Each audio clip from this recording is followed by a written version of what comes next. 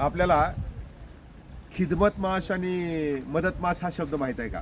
त्याच्यानुसार खास करून मराठवाड्यामध्ये त्या दोन शब्दाची खूप चर्चा असते, राजकारणी होतं. तर हे दोन इनामाचे प्रकार आहे. इथं निजामाचं शासन होतं, तर निजामाने हे दोन इनाम दिले होते. तर पहिला जो आहे खिदमत माश, मी तुमची काय खिदमत करू म्हणजे सेवा करू, त्याला इंग्लिशमध्ये सर्व्हिसही म्हटलं जातं.